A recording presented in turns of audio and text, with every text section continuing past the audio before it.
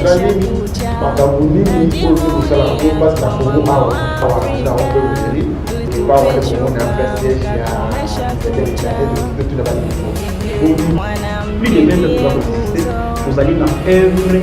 au profit ya population mpona kosalisa différentes personnes victimes ya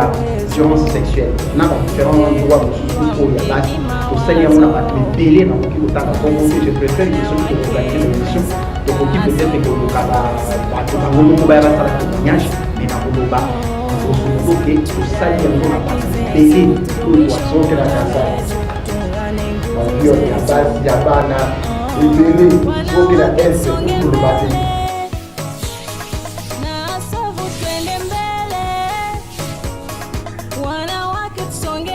Merci bandeko balaki bokamwa te lelo omonaki biso na makambo ya politique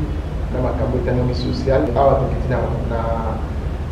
asove association oyo ezala na Stockholm na Suède tokiti te kotuna bandeko oyo basokipaka na makambo etali viole ya basi mpe ya bana oyo ebengami na bongo ya Lizadel nde tokiti awa toza na mpe uleri epa wana komona mpe siège ya Lizadel tokiti totuna bandeko boni Lizadel eza association nini esalaka mosala nini makambo nini oyo bino kosalaka mpo mpasi na kongo awa soki na Kasai baviole ya basi ya bana ebele soki na este kutu koloba te ekokiti awa kotuna bandeko mbote mete mbote tomoni bino awa na ndeko na biso ya mwasi boza malamu toza malamu maître Lizadel na kokusela akiseni kobayeba Lizadel avant tobanda kopesa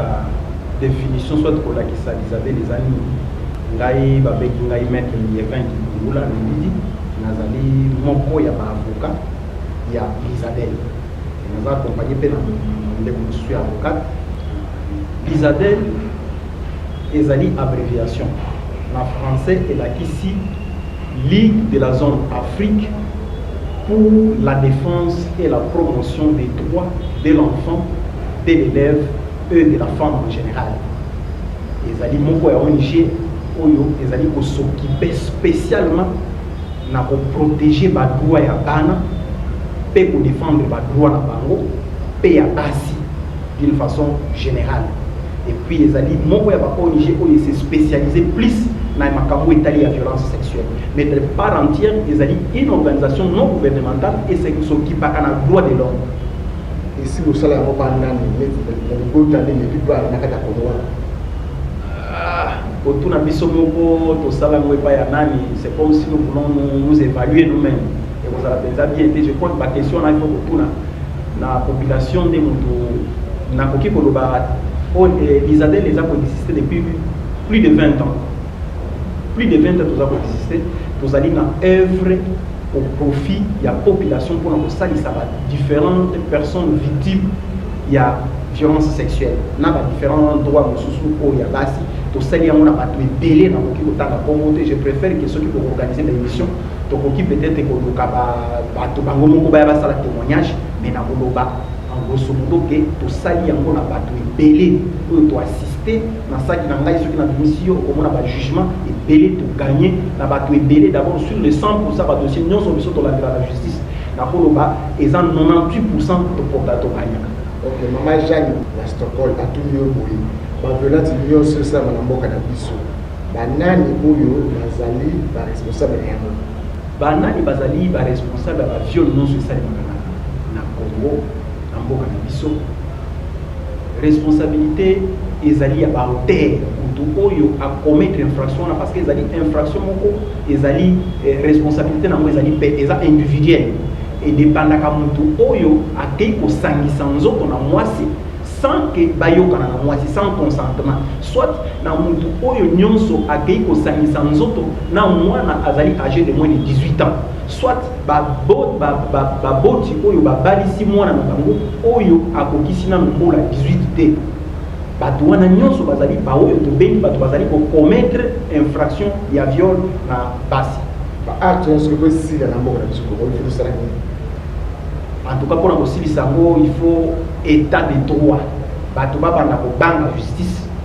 et puis acteur judiciaire base à la patrouille pour faire respecter strict respect de la loi, c'est-à-dire que la sanction est à la complaisante, la sanction est à la sévère de manière que ceux qui a kangami à côté dans boloko va condamner ceux qui a bini fois comme pasteur, mais ceux qui pas sanction est ali penza ndenge longo ba ni ndenge ni ndeko zo sengela yango ya monde mtuza pour favoriser climat wana que viol et continuer ko salema et belé ba biso papa Amazon na Bible a tout niveau mais beko ya mboka na biso Congo na article nini epikisi biloko wana ko ba ndeko basala on ba yeba que non les applicables na article oui nazali na loi portant protection de l'enfant, loi sur les violences sexuelles, et zali loi numéro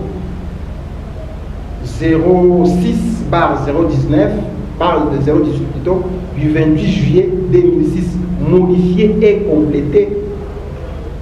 le décret du 30 janvier 1940 portant code pénal congolais. C'est-à-dire que mon code pénal qui rectifié dans certaines dispositions au viol dans l'article 167. Les modifications ont commis la loi numéro 06/010 du 29 juillet 2006 portant et complétant les décrets du 6 août 1959 portant sur les codes pénals, les codes de procédure pénale congolais. Donc spécialement, les alliés ont et salami uniquement pour la violence sexuelle. Ce qu'on fait, article article 170, article 167, article 168, article les aliments effectué le nombre de dispositions qui sont modifiées actuellement pour les alliés pour réprimer spécialement la violence sexuelle. Donc bref, les alliés loi il y a 1940 et tout où les alliés modifiés et complétés actuellement dans la loi il y a 2006. Il y a beaucoup de alliés pour réprimer spécialement l'infraction il y a viol. Et ceux qui sont sur la loi numéro 09/001 du 10 janvier 2009 portant protection de l'enfant, l'article 171, les alliés par disposition où les alliés pour réprimer l'infraction et la viol relativement à la banne pour les alliés âgés de moins de 18 ans. Maman Pauline Nzozo na Stockholm à tout niveau. Moi si on a violé, ce qui a eu pas d'abus, aïe au fond. Les anafro ba futaka to eza gratuit. Te et pas na biso to futi saka ba to ba frete. Biso to zana ba partenaire. Ngai to zolo ba na yo awa nazali moko ya avocat nazali pe coordonnateur ya collectif ya ba avocat. Alors naza ko sala office de l'eau ya coordonnateur ya collectif ya ba cagien. Bakagé les alliés clinique na biso oyo chaque fois ils allaient éparpillés à travers ville mobimba ya Kinshasa pe andeo ya République démocratique du Congo parce que tozaka ka na Kinshasa te. Alors ba ceux qui vont lier pa na biso tozali na ba partenaire. C'est vrai que tozana problème sérieux ba partenaire. Mais au moins tozana ba partenaire oyo ba salisa ka biso ba finançaka oyo permettre ka biso tozwa ba victime en charge gratuitement sans que bazana ko futa biso. Siko bolandela bango ndenge nini bine bolandela bango ndenge nini bine kusala ka bénévolat ou bine mo so ba aide mo kutaka libanda ou bien ndenge nini ba ko ba bon ngai ndenge na zolo bana bino awa na lobi nazali moko ya ba avocat, c'est-à-dire que ngai na signé abonnement na Lisadel pour la moko ya ba avocat pour travailler na bango pour la bénévolat. Mais kasi na kati ya bénévolat wana soki tozui partenaire à financer avocat ba futa ngai na suka sans agneuse. C'est-à-dire que ndenge nga naza awa na futa makala Elisabeth na suka ya sanza nyonso pour nazwa charge ya ba victime ya violence sexuelle. C'est-à-dire que victime a futa ngai te mais ONG na biso Elisabeth ndeko tuza ko biso en charge za ko futa biso. ONG na bar na ngope ezali na ba partenaire ko baza ko financer tant ba financer baza ko zwa en charge ba avocat ko baza ko ndeko salisa bato. Boni kamba saisa te mona Elisabeth ya paraître. Mais te comme que ko faut le dabeti na 16 na et to mona ke inote. Bon, d'abord, on a précisé que les Kambouassa, heureusement, nous avons un avocat qui est actif dans le dossier, dans le compte d'Alisadel. Et puis, nous avons rappelé que les Kambouassa, que biso to bani ko landela ba violer kaka na Kambouassa isa ite. Les artistes mususu ya monene yango ko yope ba to landela ka na tango nango ezalaki évoluer. Ezali Alisadel muto azalaki na les dossiers à dossier. Donc, pour l'année, ça, pour l'information, dans le dossier, on a tiré et si là, parce que le ministère public a un appel, bisobé partie civile, tout un appel.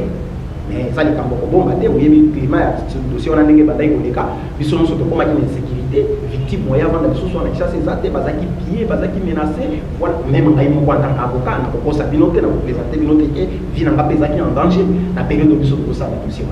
Alors, dans ça, qui a un dossier à ça, pourquoi? Parce que victime aya qui comme on a biso, et pas une biso qui oye, pas pour documenter cas, au signer contrat au PCBiso ndingisa biso to la nayo. Donc la victime, il y a viol, il y a ça, il y a qui est pas une biso, il y a mon tout la mais le lobby a profit, biso to mon ayete, mon quoi mon abiso de nayoka qui envoie à travers la ville, pas pas quand ça biso to kendeke kana dit non, yo dossier tel ça, biso to lombe to keité, il faut pas consulter biso. Oye pas une biso pour signer engagement et au PCBiso mandat biso to lobby la justice de tout ça la kango, tout ça la kango kana lo yengete o la muki kana tongo yo bazo landela o ko lati to jeter. On a profité pour dire à part ma consultation pour y a des adèles, mais ceux qui consultent en dehors il y a des adèles parce que dans la ville on a la ville parce que ça. Ce qu'il y a il faut au foot à droit normalement dans les bassins. Consultation et avocat au foot, ouverture de dossier au foot, paiement à vacation au foot, paiement honoraire au foot. Alors ceux qui ont un cadre où on a des mais vous allez exempter parce que il y a qui n'a pas il y a des adèles. Alors biso to kende ko ba dossier na parapara et batu baya. Donc pour nous allons beaucoup plus précis dossier à ça victime ayaki na ba paranaye parce qu'il y a ba mécanate le tozana pour to assister bango et to allez déterminer pour assister bango tu na niveau ya cour d'appel ndenge tozana na appel to ko sala toujours na ba. OK maman moi tant que tu tikala maman mbote maman il faut aller mon gars avocat les aides les amis wa mais parce que dans ce qui va sur on a kati ya Congo pour c'est la ville de Kinshasa et ça ici gagné. OK ils avaient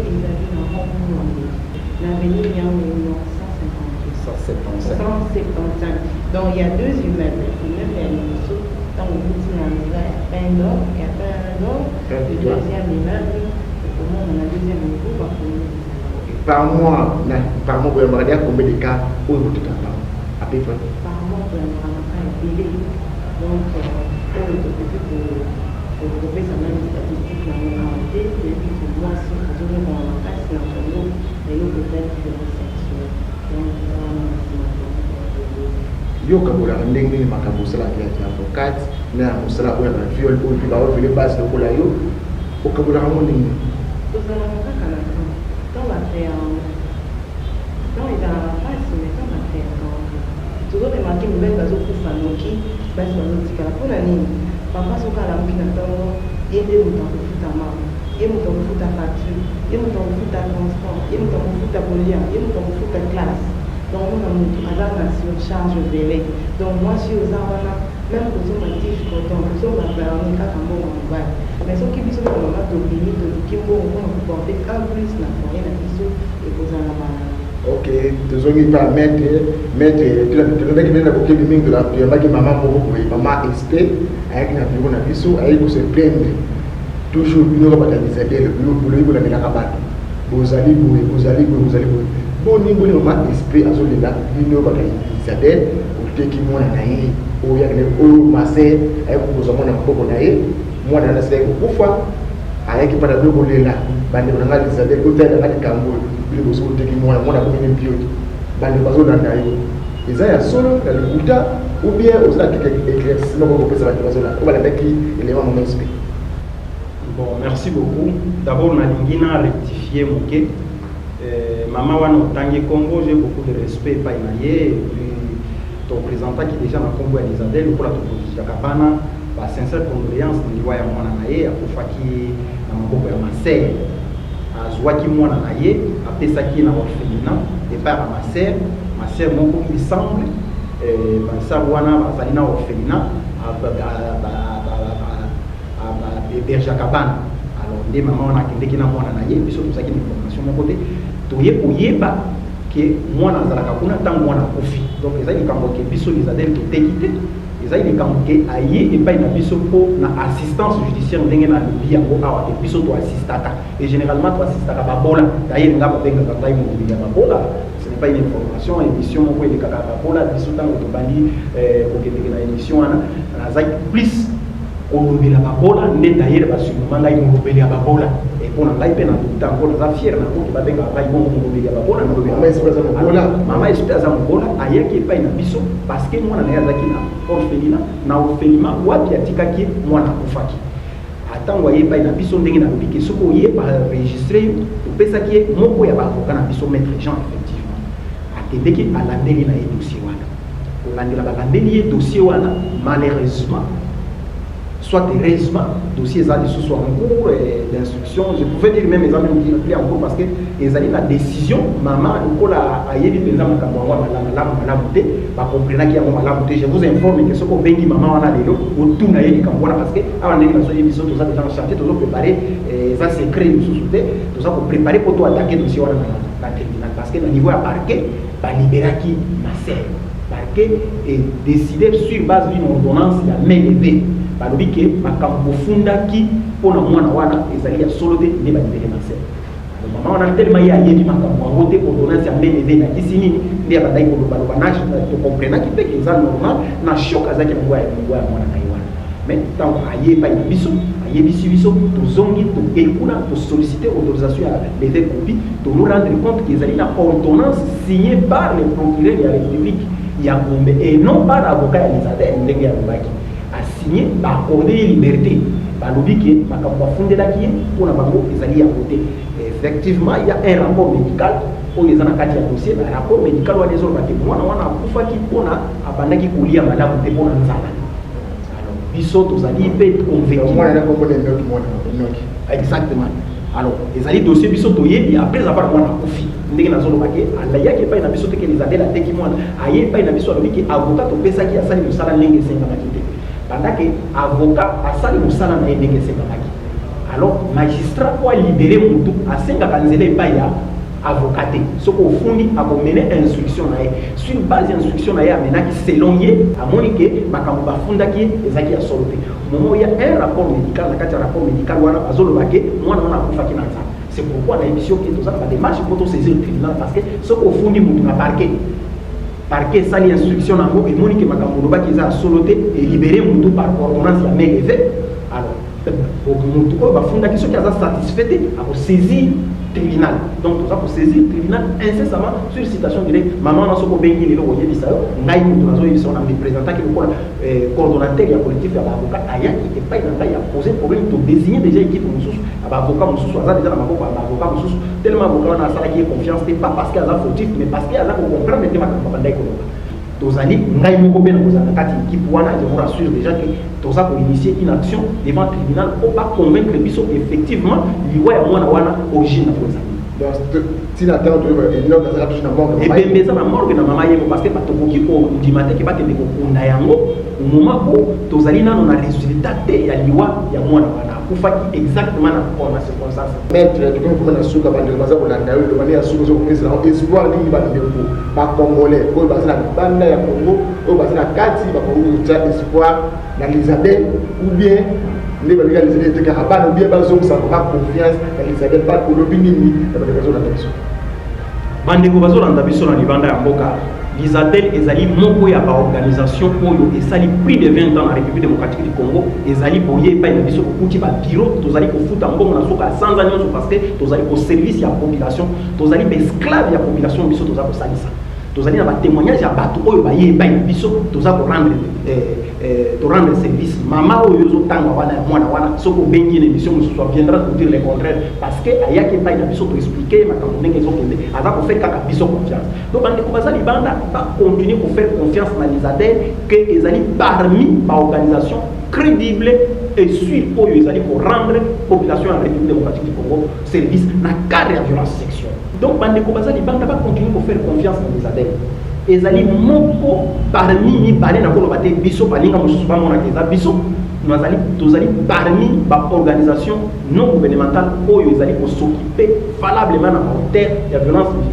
sexuelle et bazali ko s'occuper principalement na ba victime de violence sexuelle tozana résultat sur terrain tozali ba politiciens te biso tozali de batou bazala kana terrain ngai na zolo bana nazali moko ya ba avocat nazali chaque jour devant les cours de tribunaux en train de défendre ba victime oya ba bola ya bazangi mbongo pona victime pona violence sexuelle cela on a besoin de redonner place de votre précisément bayana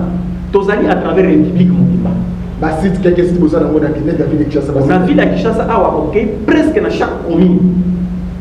place au bâti commune maison communale au Kuta na côté quand on commune otuni bureau Elizabeth les awaki ba ko lakisa yo tozana ba locaux na chaque commune batia tozana ba KGM ko ngana lobi ke nazali coordonnateur ya KGM c'est-à-dire que ezali ba clinique juridique mutu nyonso ayo ki problème moyen aya na bureau national te awa tozana bureau national akena clinique juridique awa na Kinshasa na chaque commune na près chaque maison communale akokuta ba clinique ya Elizabeth akoposer problème na ye tozana assistance sociale moko tozana na avocat moko tozali na psychologue moko baza ko s'occuper soki esengi ke batinda mo epai na biso eye na bureau national précisément bureau national de Vandoua qui est na rond-point Ouidiri na avenue Niambo numéro 175 deux immeubles na deuxième étage ne place de vente numéro de téléphone bakoki ko benga bakoki ko zwa biso pe na 084 75 92 97 9 soki na koki ko zongela na bande ko tango susu baza ko yango alobi numéro de téléphone 0084 75 92 97 9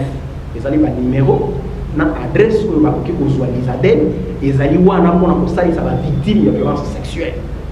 baya tozali wana mpona bango mpona kosalela bango mosala wana eza mosala biso kosala. Ok, tozongi pa mama le basuka mama. Ok, ba mama nyonso na ba papa nyonso oyo bamelaki bana na bango oyo basalaki bana mpona kozobana eloko mwana mokolo babalonga na mokolo baya na Elizabeth